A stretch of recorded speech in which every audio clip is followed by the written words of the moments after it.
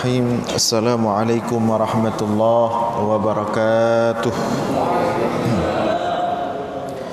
Alhamdulillahilladzi bi ni'matihi tatimmus shalihat wa bi fadlihi tatanazzalul khairat wal barakat wa bi taufiqihi tatahaqqaqul maqasid wal ghayat. Allahumma salli wa sallim wa barik ala sayyidina wa maulana Muhammad wa ala alihi wa sahbihi ajma'in, amma ba'd. Hadirin jamaah sekalian yang dimuliakan Allah, kembali kita lanjutkan kajian kita sebagaimana biasa, masih dalam bab al-janaiz, bab proses kematian dan hal-hal yang dianjurkan untuk dilakukan ketika proses kematian. Qala al-musannifu rahimahullah, at-targhibu fi 'iyadatil marda wa ta'kidiha wat-targhibu fi du'ail marid. At-targhibu fi 'iyadatil marid, anjuran mengunjungi orang-orang sakit.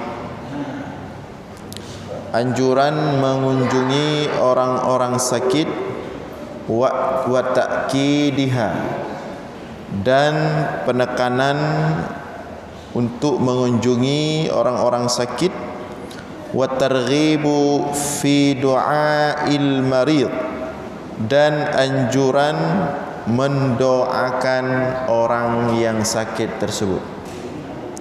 Jadi dianjurkan dan ditekankan untuk mengunjungi orang sakit, dan juga dianjurkan ketika mengunjungi orang sakit untuk mendoakannya.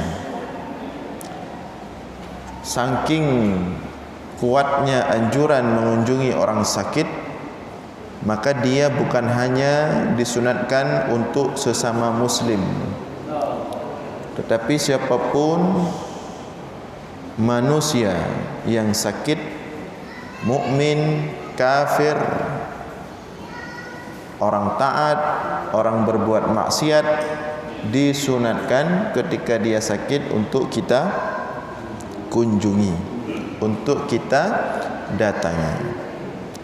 Dan hal itu sebagaimana praktek Rasulullah sallallahu alaihi wasallam, bahwa Rasulullah bukan hanya mengunjungi orang sakit daripada kaum muslimin, tapi Rasulullah juga mengunjungi orang-orang sakit daripada orang-orang yang bukan Islam.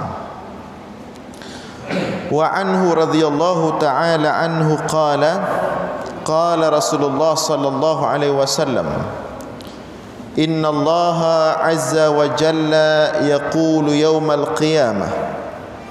Rasulullah sallallahu alaihi wasallam bersabda, mengatakan, inna Allaha azza wa jalla yaqulu yawmal qiyamah, sesungguhnya Allah berkata pada hari kiamat, sesungguhnya Allah akan bertanya pada hari akhirat. Apa pertanyaan Allah? Ya bani Adam, maridtu falam ta'udni. Tanya Allah kepada kita pada hari akhirat nanti, wahai anak Adam, wahai manusia, ya, wahai manusia, maridtu falam ta'udni, aku sakit, kenapa kalian tidak mengunjungiku? Yang berbicara siapa? Allah. Allah bertanya kepada kita, wahai manusia, kata Allah, aku sakit, kenapa kalian dulu tidak mengunjungiku ketika aku sakit, kata Allah. Qala, manusia menjawab, ya Rabb, kaifa a'uduka wa anta rabbul alamin. Wahai Tuhanku, bagaimana aku mengunjungi engkau sakit? Bukankah engkau Tuhan pencipta, pemilik seluruh alam? Bagaimana engkau bisa sakit? Dan bagaimana aku mengunjungimu sakit? Qala, Allah menjawab, ama alimta anna abdi fulanan marida falam ta'udhu? Tidakkah kamu ketahui bahawa ada seorang hambaku yang sakit dulu dan kamu tahu dia sakit, kenapa kamu tidak mengunjunginya? Itu makna pertanyaan Allah, kenapa kamu tidak mengunjungi aku sakit? Maksud Allah, dulu kamu mengetahui ada orang sakit tapi kamu tidak datang. Jadi Allah nanti bertanya seperti itu. Amma alimta annaka law uttahu lawajadtani indahu? Tidakkah kamu ketahui seandainya kamu mendatanginya saat sakit, maka kamu akan mendapatkan aku berada di sisinya. Jadi mau cari Allah di mana? Mau cari Allah, Allah di tempat orang sakit. Jadi Allah itu bukan hanya di masjid. Allah itu bukan hanya di tempat-tempat yang nampak kita lihat mulia. Masjid bukan hanya di Masjidil Haram, bukan hanya di Masjid Nabawi, bukan hanya di seluruh masjid-masjid, tapi Allah ada di tempat-tempat orang sakit. Maka kalau bertanya di mana Allah, kemana saya harus jumpa dengan Allah? Salah satu jawabannya, pergilah ke tempat orang sakit. Ya bani Adam, istata'amtuka falam tut'imni. Kemudian Allah bertanya lagi kepada manusia, wahai manusia, aku pernah minta makan kepadamu, kenapa kamu tidak kasih aku makan? Siapa yang tanya? Allah. Wahai manusia, aku dulu pernah minta makan kepadamu, kenapa kamu tidak memberikan aku makan? Qala, manusia menjawab ketika itu, ya Rabb, wahai Tuhan kami, kaifa ut'imuka wa anta rabbul alamin? Bagaimana aku memberikanmu makan sedangkan engkau Tuhan pemilik seluruh alam? Qala, Allah menjawab, ama alimta annahu istat'amaka abdi fulan falam tut'imhu? Bukankah dulu ada seorang hambaku yang lapar minta makan, kenapa kamu tidak memberikannya makan? Itulah maksud Allah, kenapa tidak memberikan, kenapa tidak kau berikan aku makan? Ama alimta annaka law at'amtahu lawajadta dzalika indi? Tidakkah kamu ketahui seandainya engkau datang kepadanya memberi makan kepada orang itu, maka kamu akan mendapatkanku berada di sisinya. Jadi kalau cari Allah ke mana? Ke orang lapar. Cari Allah ke orang lapar. Saya mau dekat dengan Allah, kemana saya harus pergi? Beli beras, beli minyak, beli ikan, pergi ke rumah orang fakir. Di situ Allah. Kalau mau dekat dengan Allah, mau dekat dengan Allah, ke sana pergi. Lebih pasti di sana. Yang sombong, yang banyak gaya, hancur hatinya sampai ke sana. Di masjid belum tentu. Ada yang keluar masjid makin sombong banyak, ya. Ada yang keluar masjid makin banyak gaya, banyak. Tapi kalau pergi ke tempat orang-orang lapar, bahkan orang-orang yang datang penuh kesombongan, bisa hancur hatinya sampai ke sana. Maka pergilah ke sana. Jadi tempat orang-orang lapar itu media paling ampuh untuk menghancurkan hati kita yang keras, untuk melunakkan hati untuk mencairkan hati yang gersang, yang kering, kerontang. Nah, kata Allah, tidakkah kamu ketahui seandainya kamu datang memberikan makan kepada orang lapar tersebut, kamu akan mendapatkanku berada di sisinya. Ya bani Adam, wahai manusia. Kemudian Allah tanya lagi, istasqaituka falam tasqini. Aku pernah meminta minum kepadamu. Aku pernah meminta minum kepadamu, falam tasqini, tapi kenapa kamu tidak memberikan aku minum? Qala, manusia menjawab ketika itu, ya Rabb, wahai Tuhan kami, wa kaifa asqika wa anta rabbul alamin. Bagaimana aku memberikanmu minum, engkau Tuhan pemilik seluruh alam, semua air milikmu, bagaimana aku memberikanmu minum? Qala, kata Allah, istasqaka abdi fulan falam tusqihi. Dulu pernah ada seorang hambaku yang haus minta air, tetapi kenapa kamu tidak memberikannya air? Ama innaka law saqaitahu wajadta dzalika indi. Seandainya engkau memberikannya minum, maka kamu telah mendapatkan minum hari ini dariku. Nah, kata Allah. Jadi di sini ada makna yang sangat penting sekali. Kalau ada orang sakit, maka Allah merasa sakit. Kalau ada orang lapar, maka Allah merasa lapar. Kalau ada orang haus, maka Allah merasa haus. Ini maknanya apa? Begitu cintanya Allah kepada manusia, Allah memposisikannya pada dirinya merasakan apa yang dirasakan oleh manusia. Di sini Allah memposisikannya seolah-olah sebagai manusia. Apa yang memposisikan dirinya merasakan apa yang dirasakan oleh manusia. Kenapa sampai seperti itu Allah? Memposisikan dirinya merasakan apa yang dirasakan oleh manusia. Ini menunjukkan bahawa nilai manusia sangat tinggi bagi Allah. Dan ini tidak kita dapatkan dalam agama manapun, dalam ham-ham apapun tidak ada ini. Nilai manusia begitu tinggi di sisi Allah, sampai kalau dia sakit Allah merasa sakit. Kalau dia haus, Allah merasa haus. Kalau dia lapar, Allah merasa lapar. Nilai manusia sangat tinggi di sisi Allah. Terlepas daripada dia mukmin, kafir, tapi manusia. Kenapa demikian?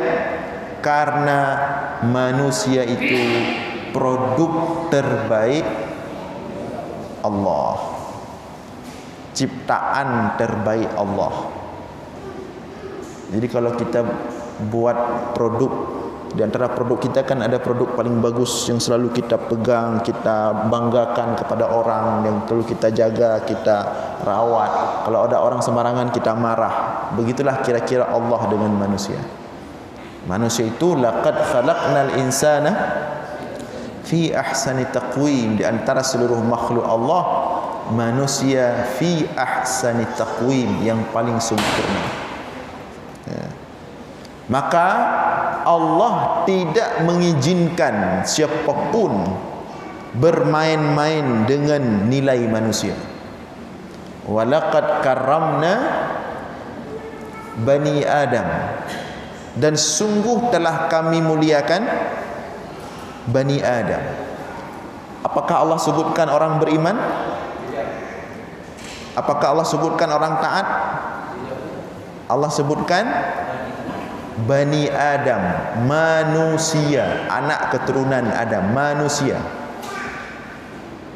Walaqad karramna, dan sungguh telah kami muliakan manusia, fil barri, di darat, wal bahri, di laut. Dimanapun manusia itu berada, kedudukannya langsung dijaga oleh Allah. Dimuliakan, karramna, Allah yang memuliakannya. Wa hamalnahum fil barri wal bahr, dan kami angkat baik di darat maupun di laut, hamalnahum, kami angkat. Maksudnya manusia itu harus di atas, baik di darat maupun harus di atas. Wa razaqnahum minat thayyibat, dan kami berikan kepada manusia itu seluruh kenikmatan yang baik-baik yang ada di bumi. Maka kalau pemiliknya manusia begitu memuliakan manusia, pertanyaannya siapa kita? Pertanyaannya siapa kita berani sembarangan meremehkan manusia? Jangan main-main dengan manusia. Dia punya Tuhan. Manusia itu punya Tuhan, punya Allah, yang Tuhannya itu berbangga dengan dia. Jadi jangan mentang-mentang kita udah punya ilmu, udah orang beriman, meremehkan manusia kafir. Meskipun dia kafir, dia produk Allah, itu dia punya Tuhan. Urusan dia melawan Tuhannya di akhirat. Tapi ingat, nilai dia di sisi penciptanya itu mahal. Ini perlu dipertegas ya, mahal sekali. Mahal, tidak murah. Jadi hati-hati berurusan dengan manusia. Darah dibayar dengan darah. Maka Allah katakan, man qatala nafsan, barang siapa yang membunuh satu jiwa, faka'annama qatalan nasa jami'a, seolah-olah telah membunuh seluruh manusia. Ini enggak berbicara dengan orang beriman. Ini nilai manusia bagi Allah. Man qatalan nafsa faka'annama qatalan nasa jami'a, barang siapa yang membunuh, menumpahkan darah satu manusia, sama seperti telah membunuh seluruh manusia. Maknanya apa? Maknanya bukan jumlah manusia yang kita bunuh, tapi nilai darah seorang manusia itu mahal di sisi Allah penciptanya. Maka sebelum kita berbicara tentang ukhuwah imaniyah, persaudaraan seiman, persaudaraan seislam, kita harus paham dulu persaudaraan insaniyah, sesama manusia. Ada kewajiban dan hak. Karena manusia itu dijaga kehormatannya oleh penciptanya. Yang penciptanya itu pencipta kita dan pencipta seluruh alam. Kalau kita umpamakan ada seorang tua, dia punya anak. Orang tua dia punya anak.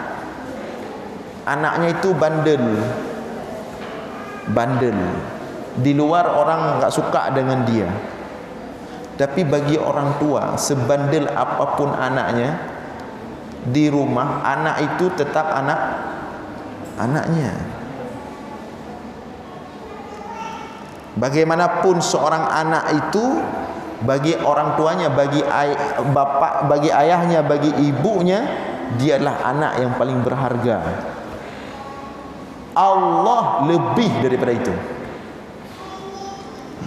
Maka ketika ada seorang anak kecil hilang dari pangkuan ibunya, bayi masih kecil sekali, masih kecil, hilang, digendong-gendong sama orang, entah kemana, dia oper dibawa gendong-gendong anak orang sembarangan, hilang anak orang. Maka ibunya tiba-tiba terkejut, anaknya udah nggak tahu kemana. Ya, akhirnya ibunya susah, cari putar-putar, mana anak saya, mana anak saya, mana anak saya.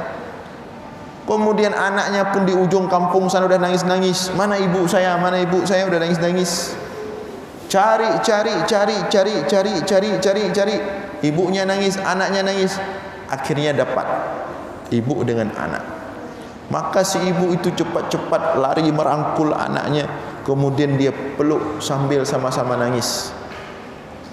Ketika itu ada sahabat-sahabat yang ramai dan juga ada Rasulullah. Pemandangan yang mengharukan, seorang ibu dengan anaknya. Tiba-tiba tanya Rasulullah, "Ma tadhunnuna hadhihi tarihah waladaha finnar?" Bagaimana menurut kalian, Mungkinkah ibu ini melemparkan anaknya dalam api? Para sahabat terkejut. Tidak, wahai Rasulullah, tidak mungkin seorang ibu melemparkan anaknya dalam api. Sejahat apapun anaknya, enggak mungkin seorang ibu melemparkan anaknya dalam api. Kata Rasulullah, Allah arhamu bi'ibadihi min hadhihi biwaladiha. Allah lebih mencintai hambanya daripada ibu ini kepada anaknya. Maka hati-hati berurusan dengan manusia. Perkara yang paling rumit di hari akhirat nanti perkara urusan dengan manusia. Urusan darah, urusan harta, walaupun 50 perak. Detail mahkamah Allah itu. Kalau dengan Allah sedikit lapang, karena Allah Rahman Rahim. Allah lapangkan. Walaupun tidak seenteng itu juga maksudnya. Tapi kalau dengan manusia itu rumit persoalan, berat. Nah, jadi maka oleh karena itu kita harus sebagai orang Muslim, ini hadis sahih Muslim, hadis sahih. Ini lebih tinggi nilai hadis ini daripada hak asasi manusia, HAM, yang diperjuangkan oleh dunia internasional hari ini. Ini hadis ini harus kita hafal, kita pahami, kita terapkan, kita nampakkan kepada mereka orang-orang HAM. Ini nilai manusia bagi kami orang Islam.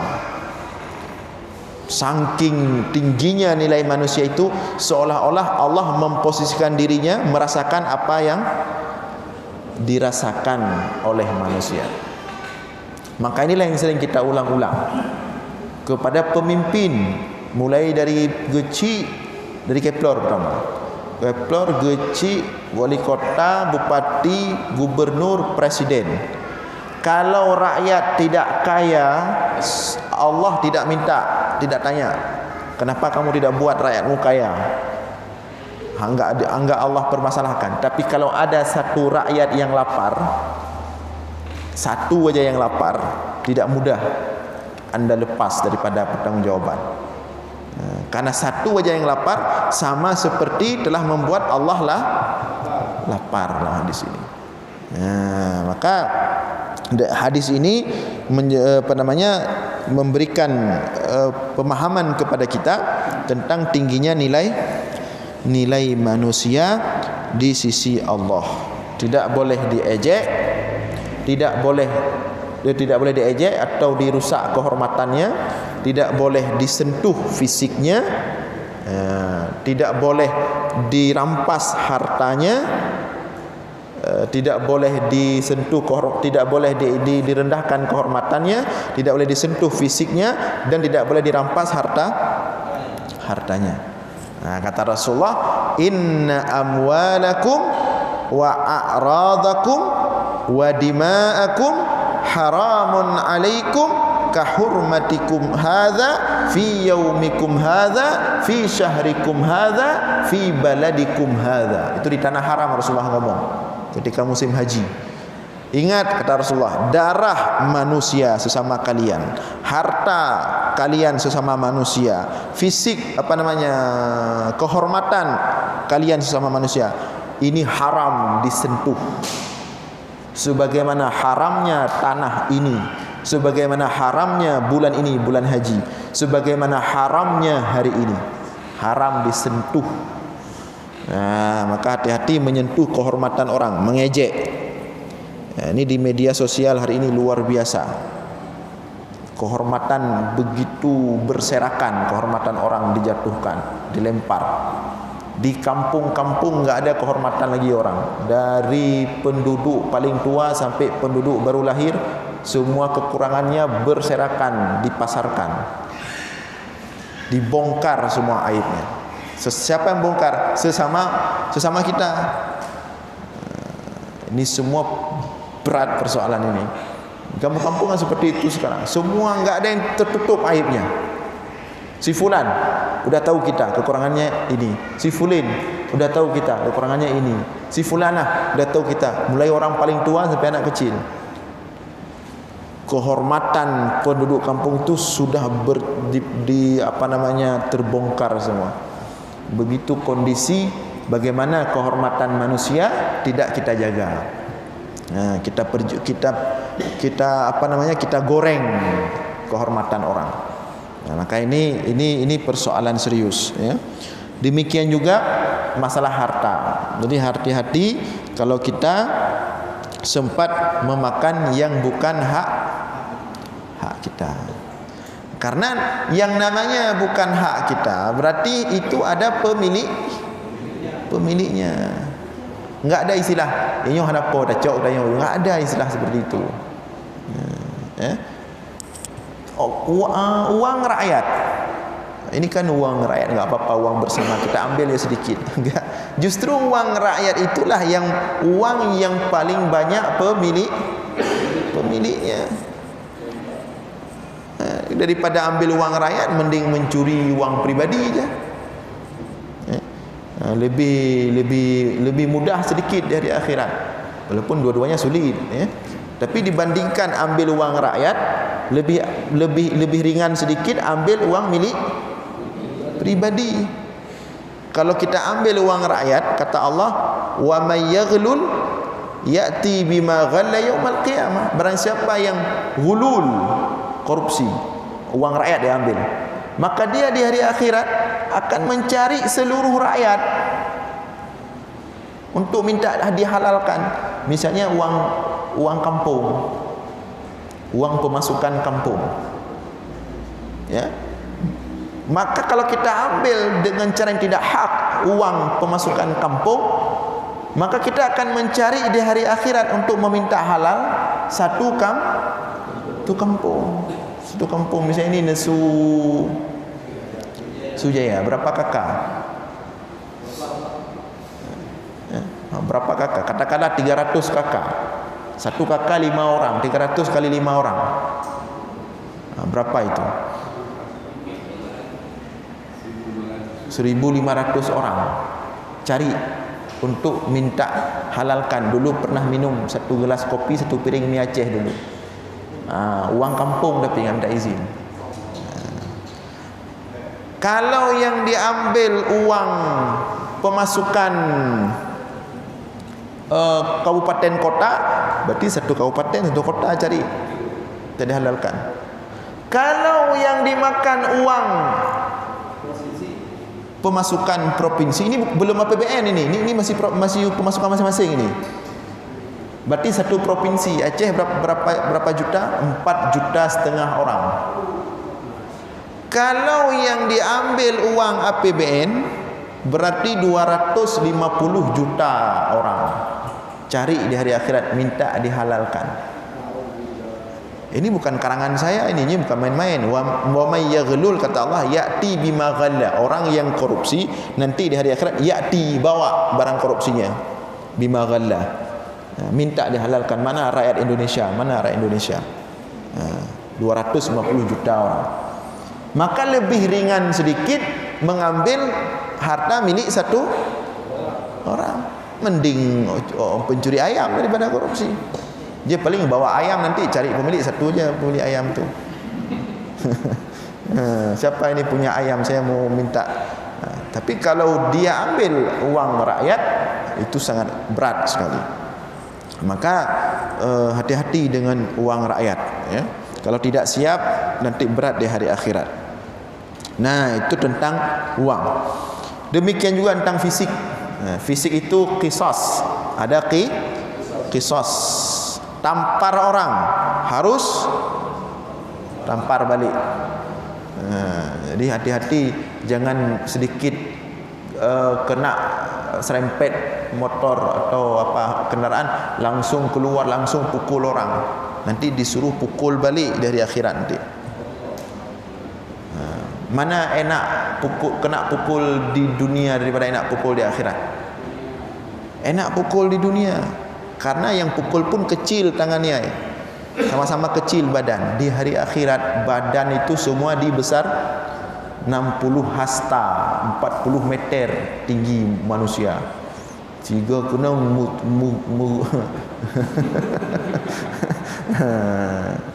Jadi oleh karena itu hati-hati, 3 tadi kehormatan manusia. Lebih baik kita diam saja daripada nanti berat persoalan kehormatan manusia. Kemudian yang kedua harta, yang ketiga fisik atau darah. 3 ini kita jaga diri, jangan sampai ada yang kena. Karena 3 ini nanti ada penciptanya yang akan menuntut balik apa yang telah kita ambil. Baik, kita lanjutkan hadis berikutnya. Wa an Abi Sa'id Al-Khudri radhiyallahu anhu qala qala Rasulullah sallallahu alaihi wasallam udul marda watba'ul janaiza tudzakirukumul akhirah. Rasulullah bersabda, udul marda, kunjungilah oleh kalian akan orang-orang sakit. Udul marda, kunjungi orang-orang sakit. Watba'ul janaiza, dan ikuti jenazah. Ikuti jenazah. Ikuti, kata-kata yang dipakai dalam hadis ikuti. Berarti seharusnya yang dalam kita datang ke orang meninggal itu solat solat sampai kita antarkan ke kuburan. Antarkan dia ke kuburan. Tuzakirukumul akhirah, akan mengingatkan kalian tentang akhirat. Wa anhu, dan daripada Abi Sa'id Al-Khudri annahu sami'a Rasulullah sallallahu alaihi wasallam yaqul, bahwa Abu Sa'id Al-Khudri mendengar Rasulullah pernah bersabda, khamsun man amilahunna fi yaumin katabahu Allahu min ahlil jannah. Ada 5 perkara, barang siapa yang dalam satu hari melakukan 5 perkara ini, dalam satu hari melakukan 5 perkara ini, dapat 5 perkara ini, Allah wajibkan dia masuk surga. Allah tetapkan dia masuk surga. Tapi dalam satu hari harus ada 5 ini. Apa itu? Man 'ada maridan. Yang pertama, mengunjungi orang sakit. Yang kedua, wa syahida janazatan, menyaksikan proses fardu kifayah jenazah. Yang ketiga, wa shama yauman, dan pada hari itu dia berpuasa. Yang keempat, wa raha ilal jumu'ah, dan pada hari itu dia pergi melaksanakan Jumat. Dia mesti hari Jumat itu. Yang kelima, wa a'taqa raqabah, dan pada hari itu dia memerdekakan budak.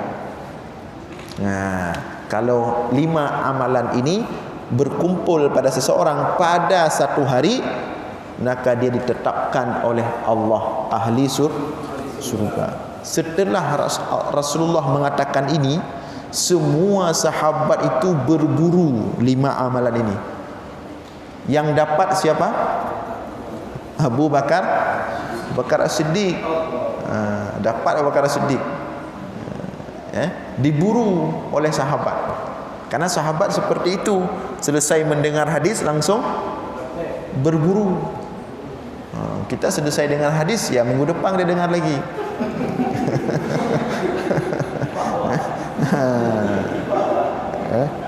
Pokoknya karena kita niat pergi memang untuk hanya dengar.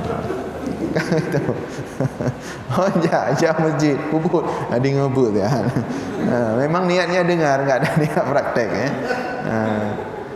Jadi tapi pahala dengar sudah ada. Pahala dengar sudah ada ya.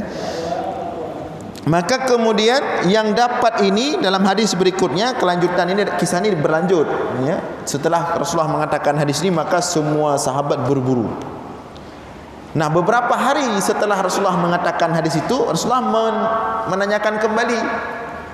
Setelah Rasulullah mengatakan hadis tadi, 5 amalan yang berkumpul pada satu hari, siapapun yang mampu mengumpulkannya pada satu hari, maka dia dipastikan ditetapkan sebagai ahli surga.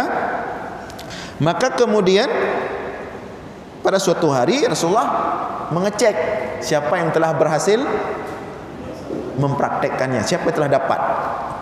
Nah, Tanya Rasulullah pada suatu hari selesai salat asar, udah sore. Man asbaha minkumul yawma sha'ima. Siapa yang hari ini berpuasa? Semua tunjuk tangan. Kalau memang sahabat ahli-ahli puasa semua. Termasuk Abu Bakar. Abu Bakar tunjuk tangan.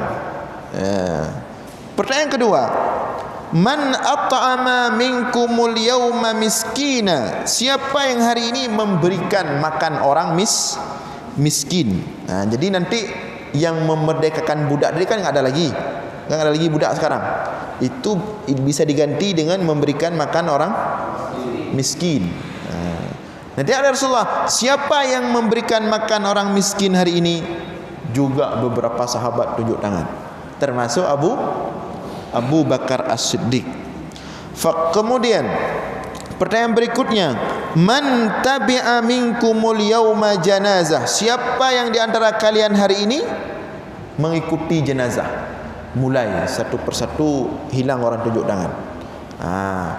Karena nanti ada yang satu amalan dilakukan, tidak lakukan amalan yang lain. Ada yang amalan ini tunjuk tangan, amalan ini tidak tunjuk tangan.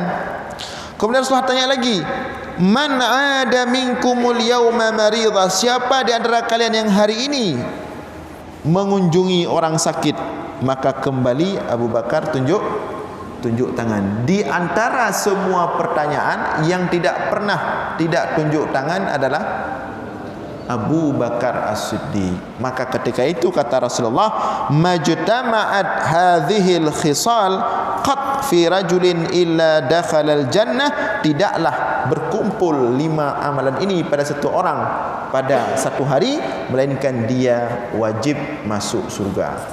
Maka Abu Bakar selain dapat jaminan surga pada hadis 10 orang ahli surga, Rasul Abu Bakar juga dapat jaminan surga melalui hadis ini.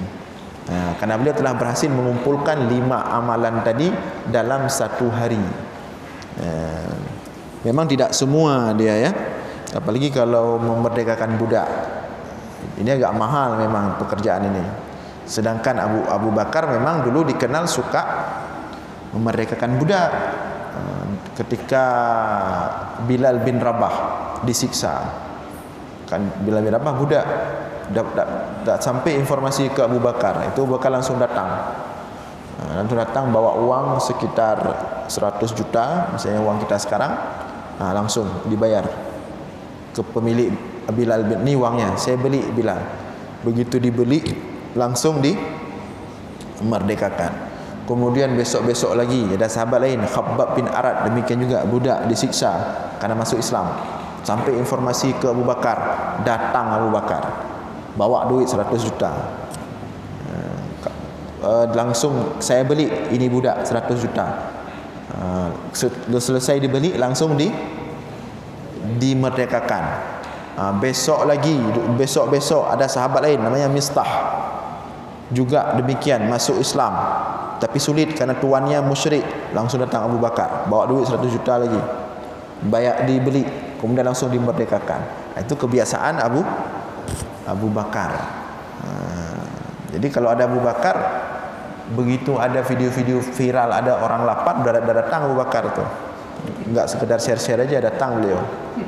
Datang langsung, ini butuh apa ini?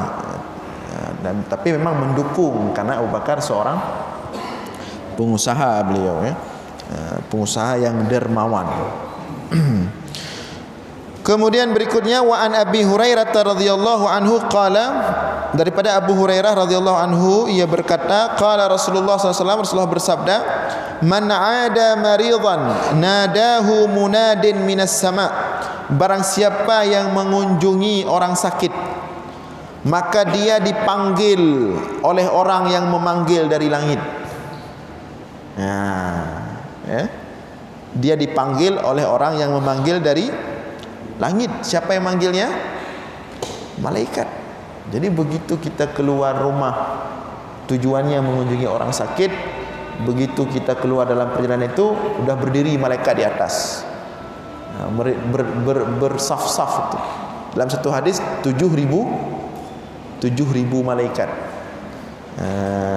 berdoa untuk orang yang mengunjungi orang sakit, memperhatikan kita lagi mengunjungi orang sakit. Apalagi kalau setelah kita mau pergi, kita ajak rombongan lagi. Diperhatikan oleh malaikat. Ini rombongan mau pergi ke tempat orang sakit. Apa kata malaikat? Tibta wa taba mamsyaka wa tabawwa'ta minal jannati manzila. Kata malaikat mendoakan orang yang pergi ke tempat orang sakit itu, tibta, engkau telah berbuat baik. Wa tabat mamsyaka, sungguh indah baik langkahmu. Artinya langkah kepada orang sakit. Wa tabawwa'ta minal jannati manzila, dan semoga engkau mendapatkan tempat di surga kelak. Itu doa malaikat untuk orang yang pergi ke orang sakit. Jadi memang luar biasa sekali ayadatul marid, mengunjungi orang sakit.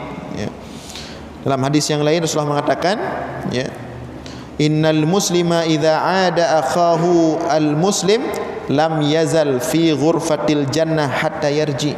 Seorang muslim apabila mengunjungi saudaranya muslim yang sakit, maka selama proses perjalanan itu dia sedang berada dalam ruang surga. Fi ghurfatil jannah, dalam ruang surga sampai dia pulang. Artinya kalau dia mati ketika mengunjungi orang sakit, dia sudah berada dalam ruang surga. Jadi memang dahsyat sekali hadis-hadis tentang mengunjungi orang sakit, dan ini masih banyak. Tapi insya-Allah kita lanjutkan malam Sabtu depan. Kita padai di sini. Aqulu qauli hadza wa astaghfirullah li wa lakum. Wassalamualaikum warahmatullahi wabarakatuh.